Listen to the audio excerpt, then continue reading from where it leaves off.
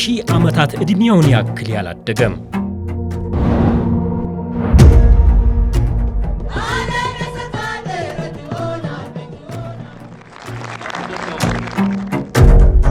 መፍትሄውን ባህር ማዶ ሲፈልግ ዘመናትን የተሻገረም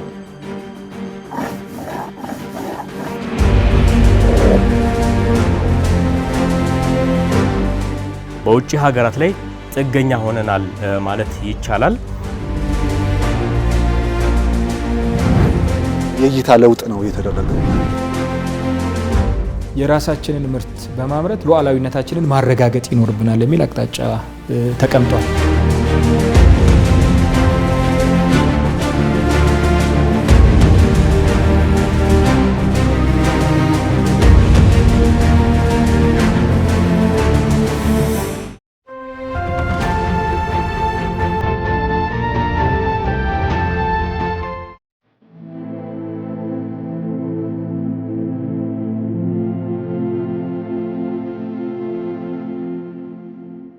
ከአክሱም ዘመን ጀምሮ ስልጡን የሚባል መንግስት ነበር። ከዓለም ጋር በንግድ የተሳሰረ ዘመናዊ ኪነ ህንጻና ከተማ የገነባ ዘመናዊ መርከብን የሚገነባ የመገበያያ ሳንቲምን አምርቶ መጠቀም የቻለ የኢንዱስትሪያዊነት እርሾች ከሺህ ዓመታት በፊት ነው መሰረታቸው የተጣለው።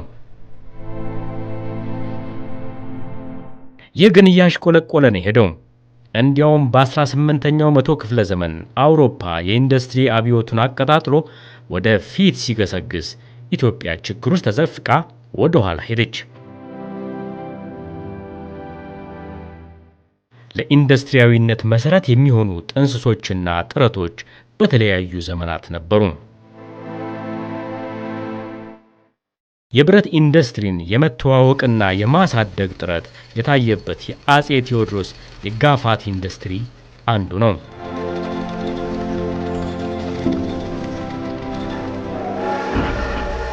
በዳግማዊ ሚኒሊክ ዘመን የተጀመሩት የባቡር የስልክና የመንገዶች ግንባታ የኢትዮጵያ ኢንዱስትሪያዊነት ጉዞ ያስጀመሩና መሰረት የጣሉ ነበሩ።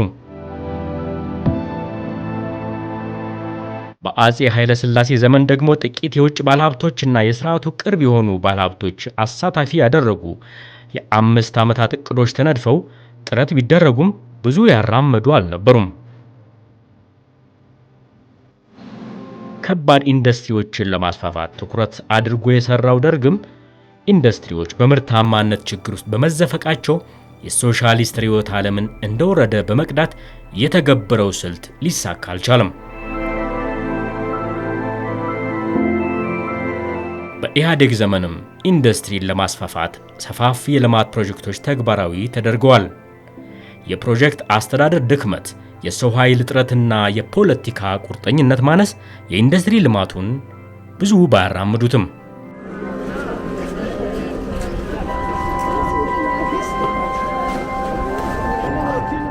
የሺህ ዓመታት ዕድሜ ያለው የኢትዮጵያ ኢንዱስትሪ የዕድሜውን ያክል እንዳላደገ በርካታ ማሳያዎችን ማቅረብ ይቻላል።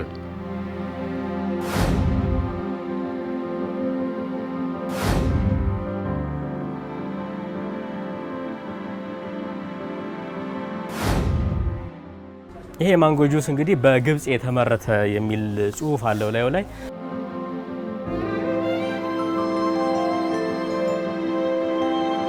እዚህ ሱፐርማርኬት ውስጥ ተዘዋውሬ ካየኋቸው ምርቶች መካከል የሀገር ውስጥ ምርቶችም አሉ። የውጭ ሀገር ምርቶች ደግሞ አብዛኛውን ድርሻ ይዘው ይታያል። ከመካከለኛው ምስራቅ፣ ከአሜሪካ፣ ከአውሮፓ፣ ከቻይና እንግዲህ ከብዙ ሀገራት ምርቶችን እያስገባን ነው የምንጠቀመው። በውጭ ሀገራት ላይ ጥገኛ ሆነናል ማለት ይቻላል። ኢትዮጵያውያን አምራች ኢንዱስትሪዎች ቁጥር አነስተኛ ከመሆናቸውም በላይ የማምረት አቅማቸው ዝቅተኛ ነው።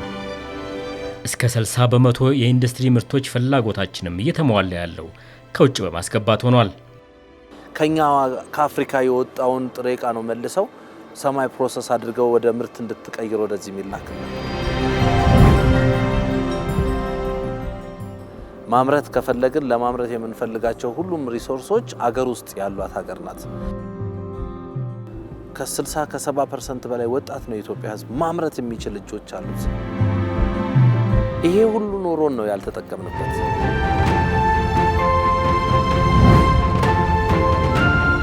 አምራች ኢንዱስትሪው የምርታማነት ድክመቶች በተለይ ደግሞ በውጭ ምርቶች ላይ ያለው ጥገኝነት የሉዓላዊነት አደጋ እንደሚያስከትል በመደመር መንግስት መጽሐፍ በግልጽ ተቀምጧል። የአምራች ኢንዱስትሪው ለሀገሩ እንዲሆን የሀገሩን ጥያቄ እንዲመልስ ብሎም ለውጭም የሚተርፍ እድሉን እውን ለማድረግ በአዲስ እይታ የተቃኘ የኢንዱስትሪ ፖሊሲ ከለውጡ ወዲህ ተዘጋጅቷል። የራሳችንን ምርት በማምረት ሉዓላዊነታችንን ማረጋገጥ ይኖርብናል የሚል አቅጣጫ ተቀምጧል። የኢንዱስትሪ ለውጥ ልናመጣ እንችላለን።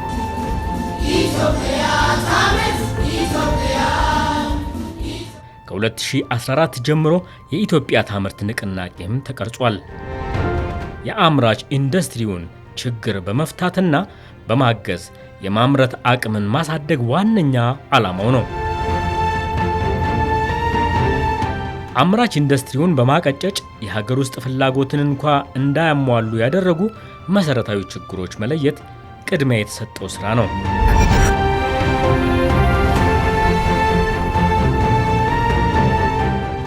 ብቁና ኢንዱስትሪያዊ ስነልቦና ያለው የሰው ኃይል ማነስ፣ የፋይናንስ እጥረት፣ የመሰረተ ልማት በተለይ የኃይል አቅርቦት ችግሮች፣ ግብአትን በመጠንም ሆነ በጥራት የማግኘት ድክመት፣ የመንግስት አገልግሎት አሰጣጥና አሰራሮች የአምራች ኢንዱስትሪው ዋነኛ ማነቆች ሆነው ቆይተዋል። የኢትዮጵያ ታምርት ንቅናቄም በችግሮቹ ተደናቅፈው ስራ አቁመው የነበሩ በመቶዎች የሚቆጠሩ አምራቾች ችግሮችን በመፍታትና በማገዝ ወደ ስራ እንዲመለሱ ተሰርቷል። የግሉ ዘርፍ ዋነኛ ተዋናያን የሆኑ አምራች ኢንዱስትሪ ዘርፉን መፍጠር አለብን የሚል ነው ፖሊሲ አቅጣጫው። ስለዚህ ተከታታይነት ያለው ድጋፍ መደረግ አለበት ይላል። ይሄ ከፖሊሲው ጋር አላይን ያደርጋል። በፋይናንስ የማምረቻ ቦታ እጦት፣ የግብዓት እጥረት ችግሮች ተተብትበው እየተንገዳገዱ የነበሩ አምራች ኢንዱስትሪዎችንም የታደገ አልፎም የማምረት አቅማቸውን ያሳደጉ እገዛዎች ተግባራዊ ተደርጓል። በኢትዮጵያ ታምርት ንቅናቄ በተለይ ሀገራዊ አስተዋጽኦአቸው ከፍ ባሉ የማምረቻ ድርጅቶችን በመለየት ልዩ እገዛው ተጠናክሮ ቀጥሏል። ከአምራች ኢንዱስትሪ ጋር ግንኙነት ያላቸው ተቋማት የተካተቱበት የአምራች ኢንዱስትሪ ምክር ቤትም ተቋቁሟል።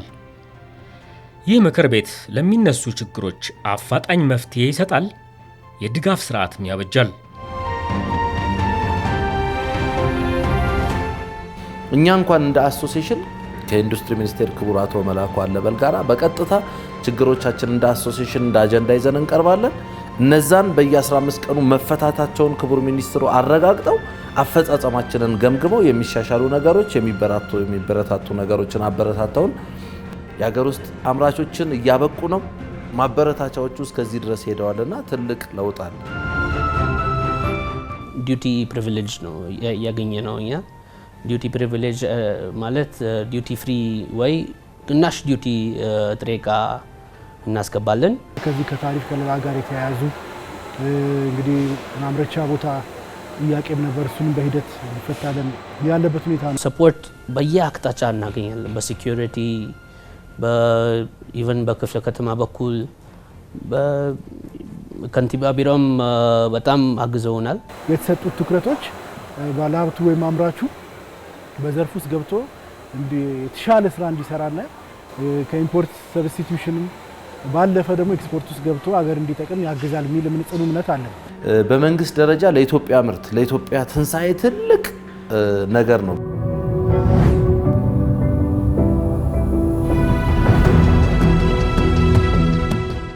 ከውጭ የሚገቡ ምርቶችን በማስቀረት በራስ አቅም አምርቶ ለመተካት የኢትዮጵያ ታምርት ንቅናቄ አብይ ዓላማ ነው።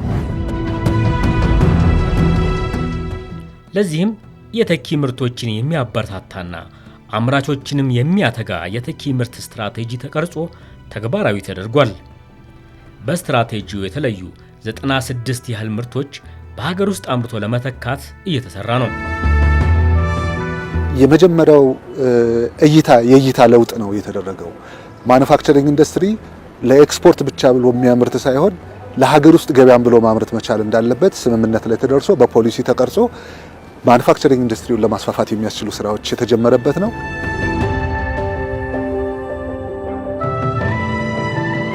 የሀገር ውስጥ ተኪ አምራቾችን ያስቀደመ ልዩ እድሎችንም ያቀረበ ነው የኢትዮጵያ ታምርት ንቅናቄ። የሀገር ውስጥ አምራቾች በተሰሩ የኢንዱስትሪ ሼዶች ውስጥ ለውጭ ኤክስፖርት እና ለውጭ የመጡ ኢንቨስተሮች ብቻ የተሰሩ የማምረቻ ሼዶች ውስጥ የሀገር ውስጥ አምራቾች ገብተው መስራት አለባቸው በሚል አቅጣጫ ምክንያት ሀገር ውስጥ አምራቾች በኢንዱስትሪ ሼድ ውስጥ ገብተን እያመረትን ነው። ትልቅ ለውጥ። የሀገር ውስጥ አምራችን እንደ ባዳ ማየት ችግር ነበር። ፓርኮች ውስጥ የኛ ዜጎች አልነበሩ። ኤፍዲአይ እና ኤክስፖርት ነው እሳቤው፣ ከውጭ ማምጣትና ኤክስፖርት ማድረግ ነው። አሁን ደግሞ የሀገር ውስጥ የሚግባ ለሎካልን ኢምፖርት ሰብስቲቱሽን ካደረገ ጥሩ ነው። ኤክስፖርት ብቻ መሆን የለበት። ቢኮዝ ባዶ ነው ፓርኩ። ገንብተው ባዶ ሆኖ ሳለ ስንት ምርት ልታመርት እየተገባ ኤክስፖርት ብቻ ነውና አትገቡም ብለህ ባዶ መታቀፍ ትክክለኛ አካሄድ አይደለም። አሁን 65% የኛ ዜጎች ናቸው በፓርኮች ውስጥ ያሉት። የራሳቸውን የገነቡ አሉ፣ በእኛ ፓርኮች ውስጥ የሚሰሩ አሉ። ይሄ ምንድነው ዋናው አምራች ኢንዱስትሪ ዘርፉና ቀጣይነትም ሊረጋገጥ የሚችለው የሀገር ውስጥ ባለሀብት ወይንም ዜጋው ተሳታፊ ሲሆን ነው። ኢትዮጵያ ውስጥ ይመረትና ኢትዮጵያ ታምርት ለየቅል እሳቤ ነው። ኢትዮጵያ ውስጥ ይመረት ማለት ባለሀብቱ ከየትም የመጣ ቢሆን ኢትዮጵያ ውስጥ እስካመረተ ድረስ ተጠቃሚ እንሆናለን ነው፣ አስፈላጊ ጉዳይ ነው። ኢትዮጵያ ታምርት ግን ልጆቿን በስፋት ወደ ምርታማነት ወደ ጥራት ታስገባ ግን ማለት ኮሮና ቢመጣ የማይሸሹ አግዋ ቢሰረዝ የማይሸሹ የኛ የሆኑ ሰዎች እናበራክት ማለት ነው። ይህንን ከጀመርን ጥቂት ዓመታት ወስዶብናል። የሚገርም ውጤት እያመጣ ነው ያለው።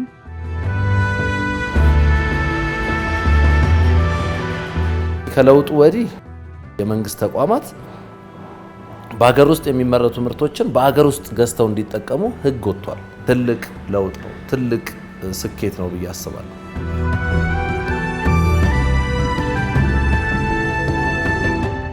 የኢትዮጵያ ታምርት ንቅናቄ ከዓመታት ጥረት በኋላ ፍሬ መስጠት ጀምሯል። ዛሬ የጸጥታና ደህንነት ተቋማት የደንብ ልብሶች ከውጭ መግባታቸው ቀርቷል። የኤሌክትሪክ ትራንስፎርመር በሀገር ቤት እየተመረተ ነው የሚቀርበው። የውሃ ቆጣሪዎችም ከውጭ መግባቱ አብቅቷል።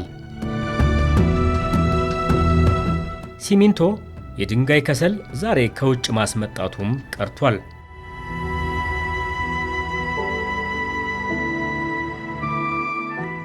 እንደ ድሮን ያሉ ከፍተኛ የውጭ ምንዛሪ ይጠይቁ የነበሩ ምርቶችም በሀገር ልጆች እየተመረቱ ነው።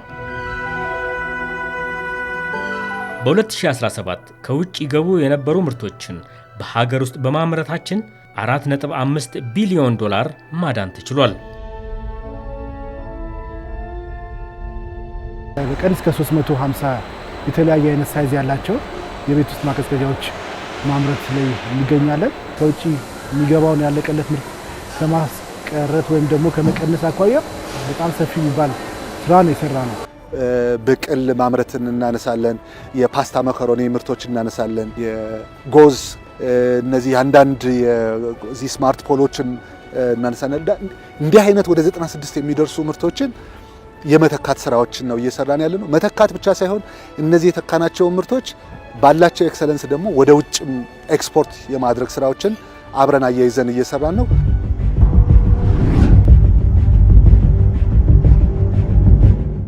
ይህ ዓለም አቀፍ የቆዳ ውጤቶችና የአልባሳት ኤግዚቢሽን ነው። የኢትዮጵያ የተኪ ምርቶች በገበያ ድርሻ ብቻ ሳይሆን በጥራትም ተወዳዳሪ እየሆኑ መሄዳቸውን ያመላክታል።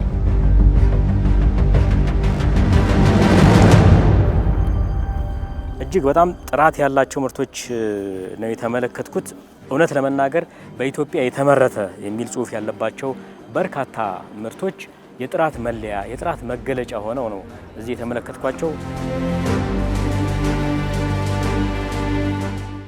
በርካታ ምርቶችን እንደዚህ ሜዲን ኢትዮጵያ የሚሉ በኢትዮጵያ የተመረተ የሚሉ ምርቶችን ተለጥፈው ማየቱ እንደ ሀገር ዜጋ እጅግ ኩራት የሚሰጥ ነገር ነው። በኢትዮጵያ ታምርት የተሰራው ስራ የሀገር ውስጥ የአምራች ኢንዱስትሪዎችን በመደገፉ በጥራትም በዋጋም ተወዳዳሪ የሆኑ ምርቶችን በሀገር ውስጥ አምርቶ መተካት እየተቻለ ነው።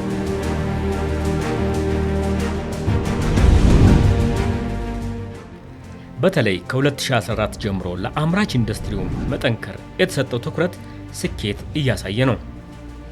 የሀገር ውስጥ አምራቾች የምርታማነት ሁኔታ እያደገ ሄዷል። የማምረት አቅም አጠቃቀማቸው ከ2012 በፊት ከነበረበት 39 በመቶ ወደ 65 በመቶ አድጓል። የተኪ ምርት አምራቾችን እያበራከተ ሲሆን የተኪ ምርቶች የሀገር ውስጥ የገበያ ድርሻቸው በ3 ዓመታት ውስጥ ከ30 በመቶ ወደ 44 በመቶ ነው ያደገው።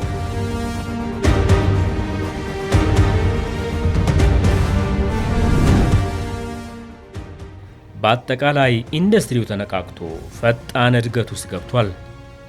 በ2017 13 በመቶ ማደጉ ማስረጃ ነው። በዓለም ገበያ ተወዳዳሪ መሆን የሚያስችል ድጋፍ ማዕቀፍና ስልቶች ተግባራዊ የተደረገበት የኢትዮጵያ ታምርት ንቅናቄ ብቁ ኢትዮጵያዊ አምራቾችን እያበራከተ ነው። በጥራትም ሆነ በዋጋ ተወዳዳሪ ምርትን ለሀገር ውስጥም ሆነ ለውጭ ገበያ የሚያቀርቡ ሆነዋል። ለሀገር ውስጥ ገበያ ነው የምታቀርቡት? ለውጭ ነው የምታቀርቡት? ሜንሊ የምንሰራው ኤክስፖርት ነው። 90% ኤክስፖርት የሚያደርግ ድርጅት ነው። ኤክስፖርት የምናደርገው ወደ ዩኤስ ነው። ሩዋንዳ ሾፕ አለ። ከዛ ደግሞ ጀርመንና ጣሊያን እንልካለን በትንሽ አማውንት። በሀገር ውስጥ ተጠቃሚ ዘንድ ያው ከውጭ የሚመጣ ምርት ነው ወይም ጥሩ ኳሊቲ ያለው፣ የሀገር ውስጥ ደግሞ እንደዛ በተቃራኒና ምንድነው እዚህ ላይ ያለው የተሳሳተ አመለካከት ከምን የመጣ ይመስላችኋል? አሁን እኔ ተዘዋውሬ እንደጎበኙት በጣም ከዓለም አቀፍ ምርቶችን የሚያስንቁ ምርቶች ማምረት እንችላለንና ለምንድነው ያ ግንዛቤ ሰው ጋር የሌለው? ተአማኝነት የለውም። ስፔሻሊ ደግሞ ያው ቦርሳ ጋር ሳወራ ፊኒሺንጎቻችን ገና ነበር። አሁን ግን ቴንክፉሊ አሁን ቅድም እንዳልከው በደንብ በውጭ ስታንዳርድ እየተሰራ ነው ያለው። ሶ እንዳልኩ ቅድምኛ ኤክስፖርት ካምፓኒ ነን ሜንሊ። ስለዚህ ከአንድ ድርጅት ጋር ፎር ዘ ላስት 8 years አብረን ሰርተናል። ይሄ የሚያሳየው ምን ያህል ኢትዮጵያ ጥራት ነገር እያመረተች እንደሆነ ያሳያል። እንደገና ደግሞ ያው ቆዳችን ምንም ከየትኛውም ሀገር ጋር የማይወዳደር። የኢትዮጵያ ታምርት ንቅናቄ ለዓለም ገበያ የሚመጥን ጥራት ያላቸው ምርቶችን በማምረት ለውጭ ገበያ የሚያቀርቡ ኢትዮጵያዊ ድርጅቶችን በብዛት እያፈራ ነው።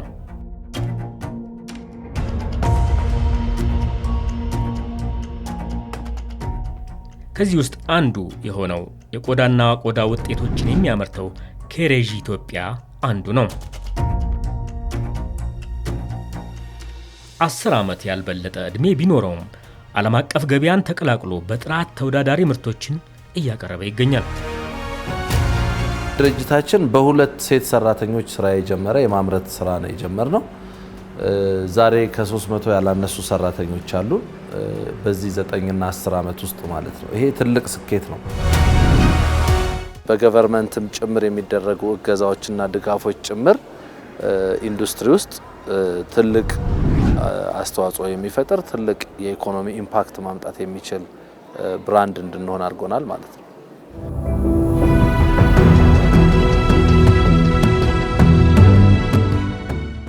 ይሄ የዘንዶውን ቆዳ ኮፍያ አብረን ኮፍያውን ከቀበቶ ጋር አድርገን ሰርተነው ነው። በጣም ተወዳጅ ነው። ይሄ ካዞ ቆዳ የተሰራ ኮፍያ ነው። እንደምንመለከተው እንግዲህ ያው እንትን አይደለም፣ ቀላል ነው፣ ምቹ ለስላሳ ነው። እኔ ለመጀመሪያ ጊዜ ነው ያየሁት። አዎ ብዙ ያልተለመዱ አይነት ነገሮችን ነው እየሰራን ያለነውና ጥሩ ጅማሬ ነው። ዓለም ላይ በምንም አይነት ያህል ቲክነስ ስስ ብታደርገው በጣም ተወዳጅ የሆነ የቆዳ አይነት መሆን የሚችል ጥንካሬው ከዓለም የበግ አይነቶች የተለየ ለስላሴውም እንደዛው ከዓለም የበግ አይነቶች የተለየ ቆዳ ነው። ይሄንን እንግዲህ በዚህ ደረጃ ሰርተን ዓለም አቀፍ ደረጃ ለሀገር ውስጥም ለውጭ ሀገር ምርትም እያቀረብነው ነው። እስቲ ሳይዝህ የሆነውን ላስሞክራ። ዛሬ ላይ ጥራት ያላቸው ብሎም በዓለም ገበያ ጭምር ማሸነፍ የሚችሉ ምርቶች በሀገር ውስጥ ገበያ ላይ እየቀረቡ ነው። እንግዲህ በዚህ ደረጃ የሚመረቱ ምርቶች እንዴት ለስላሳ እንደሆነ ያው ጥሩ ነው። በጣም አምሮብሃል። ያምሮብኛል። በኢትዮጵያ ምርቶች እንግባ። ፈጣን የእድገት ምዕራፍ ውስጥ የገባው አምራች ኢንዱስትሪ የእድገት ዘላቂነት ጉዳይ ወሳኝ እንደሆነ በመደመር መንግስት ተቀምጧል። አይቀሬ የሆኑትን የዲጂታል ሰው ሰራሽ አስተውሎትና ሮቦቲክ ቴክኖሎጂዎችን በስፋት መታጠቅ ደግሞ ለተወዳዳሪነቱም ሆነ ለዘላቂ እድገት ወሳኝ መሆኑ ታምኖበት ሲሰራ ቆይቷል።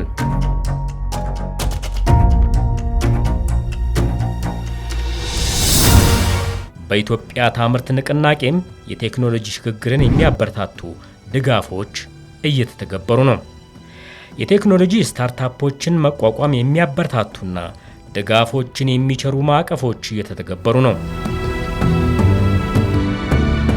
ዘመናዊና ስማርት ማሽነሪዎችን ወደ ሀገር ውስጥ እንዲያስገቡ የቀረጥ ነፃ ዕድሎችና የፋይናንስ ማበረታቻዎችም ቀርበዋል። ይህ የድጋፍ ስርዓት እንደ ቬክተር አድቨርትና ማኒፋክቸሪንግ ያሉ ተስፋ የሚጣልባቸው መካከለኛና ከፍተኛ አምራች ኢንዱስትሪዎችን እያበራከተ ነው። ማኒፋክቸሪንግ ሴክተሩ ላይ ገብተን ለአድቨርት ወይም ደግሞ ለማስታወቂያ የሚሆኑ ስራዎችን ምን እናደርጋለን? ፕሮዳክት አድርገን እናወጣለን። ደንበኛው በሚፈልገው መልኩ የሚፈልገው ዲዛይን የሚፈልገውን ሀሳብ ወደ እይታ የማምጣት አቅም አለ ማለት ነው። እዚህ ወደ 6 የሚሆኑ ማሽነሪዎች እዚህ አሁን ያለንበት ወርክሾፕ ውስጥ ይገኛሉ። ከአብዛኞቹ የሲኤንሲ ማሽን በጠቅላላው ይባላል።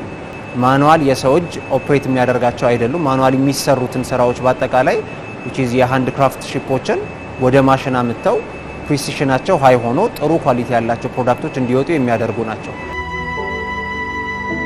3D ፕሪንቲንግ ደግሞ ማሽኖች አሉ።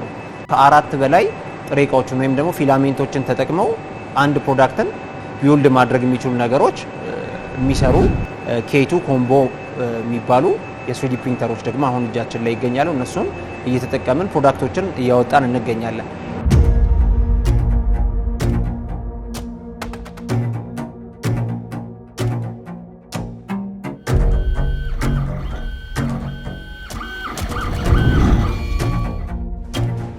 ለቁርስ መያዣ እና ማስታወሻነት ነው። ዋው አመሰግናለሁ። እንግዲህ ምን ያህል ጊዜ ፈጀበት እቺን ለማምረት?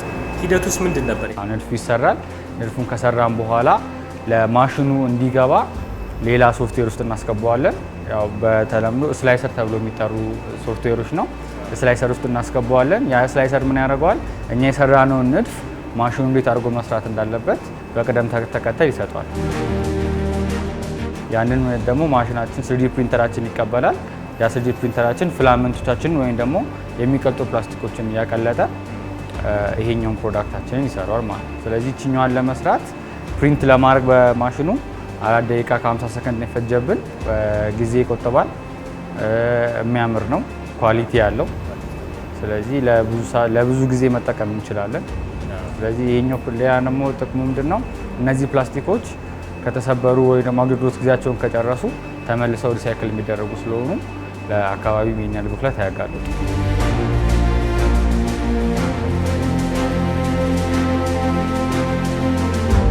ላርጅ ስኬል አሁን ላይ ሀገራችን ውስጥ ቢልዲንግ መስራት የሚችሉ which is 3D printing ቴክኖሎጂዎች which is ኢንትሮዲዩስ እየተደረጉ ነው። ያ ደግሞ which is ኒር ፊውቸር ወደፊት ደግሞ ያለውን ነገር የሚያሳይ ነገር ነው። ፕሮአክቲቭ መሆን አለብን። ይህም በጥቂት ኤግዛምፕል ላንሳለን። ለምሳሌ ኤሮስፔስ በጣም ክሪቲካል የኢንዱስትሪ ዘውግ ነው። ሁሌ ስንገዛ ከምንኖር ቢያንስ በስፔር ፓርት ደረጃ ማምረት ይኖርብናል ብለን ከቦይንግ ጋር የኢትዮጵያ አየር መንገድ የኤሮስፔስ ፓርቶች ማምረት በሚቀጥለው ሳምንት 2 ሳምንት የሚመረቅ ፋብሪካ ጨርሰናል። በድሮንስ ብዙ ሙከራዎች ይደረጋሉ። ማምረት አለብን። ድሮን እኛ ስንል ማምረት አለብን ስንል ብዙ ሰዎች ለኢትዮጵያ ድሮን ይላሉ። ቢኮዝ አርፍዶ መድረስ ያለውን ጣጣ በደንብ ካለመገንዘብ በማኒፋክቸሪንግ የወሰድክ እንደሆነ ሶላር ሴል ለረጅም ጊዜ ቴክስታይል ነበረቱ የኢንዱስትሪ ፓርኮች ስራ ወደ ሶላር ሴል ስንገባ አይተነዋል። ምን ያክል በትንሽ ቦታ ላይ ብዙ ብር ማግኘት እንደምንችል። ኤአይ ዩኒቨርሲቲ አሁን የምንገነባው ኤአይ ዩኒቨርሲቲ በአፍሪካ የመጀመሪያው ነው። ለምን አርፍደን መድረስ ሳይሆን ቀድመን በመድረስ ፕሮአክቲቭ በመሆን ያለውን እድል መቋደስ አለብን ከሚል እሳቤ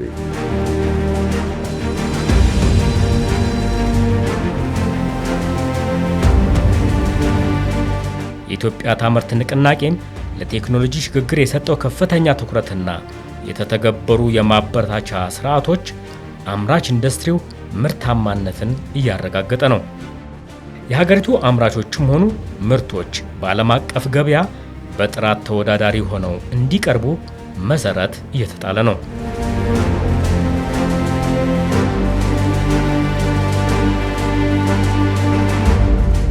አምራች ስትሆን እንግዲህ ትልቁ ነገር የሚያግዝ ምንድነው? የፖሊሲ ማዕቀፎች ናቸው። አሁን እንግዲህ በአብዛኛው በተለያዩ መንግስት መስሪያ ቤቶችም ሚኒስትር ቢሮዎችም በኮሚሽን ደረጃ ያሉ ስታይ አብዛኛው የሚወጡ ፖሊሲዎች አምራቹን የሚያበረታቱ ናቸው። ሁል ጊዜ ነገሮች እያደጉ ሲሄድ የሚፈልጉትም ነገር አዲስና ተጨማሪ ስለሚሆን ስለዚህ እነዚህን ችግሮች በመረዳት እያንዳንዱን ችግር የሚፈታበት ፕላትፎርም ተፈጥሮ ከፍተኛ የማበረታታት ስራ ይሰራል።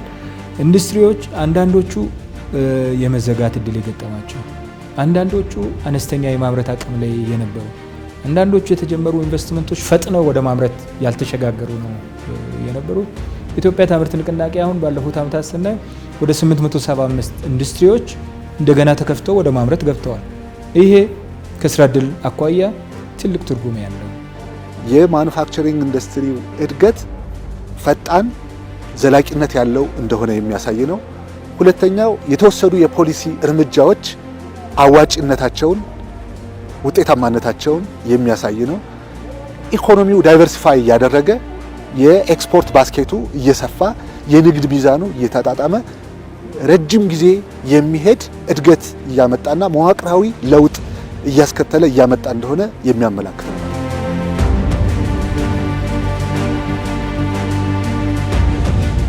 ኢትዮጵያ ታምርት እንቅስቃሴ በጥቅሉ ኢትዮጵያ ውስጥ ያለን አቅም በደንብ መንዝረን ለመጠቀም ጋፖቻችን ለመለየት ተኪ ምርቶች ለማምረት የሀገር ውስጥ ኮንሰምፕሽን በስፋት ለማምረት ኢንዱስትሪዎች እንዳያመርቱ ያገዳቸውን ነገር ለይቶ ለመደገፍ ኢትዮጵያ ኢንዱስትሪያሊስቶች እንዲኖራት ለማድረግ ኢትዮጵያውያን የሆኑ ማለት በከፍተኛ ደረጃ ውጤት እያመጣንበት ያለ ስራ ነው። ኢትዮጵያ ውስጥ ከማምረትም ኢትዮጵያ ስታመርት ኢትዮጵያውያን ሲያመርቱ በእጅጉ የላቀ መሆኑንም በብዙ መንገድ የተማርንበት ጉዳይ። መስራት የቻሉ እጆች ፍሬ እያፈሩ ነው ያሉት።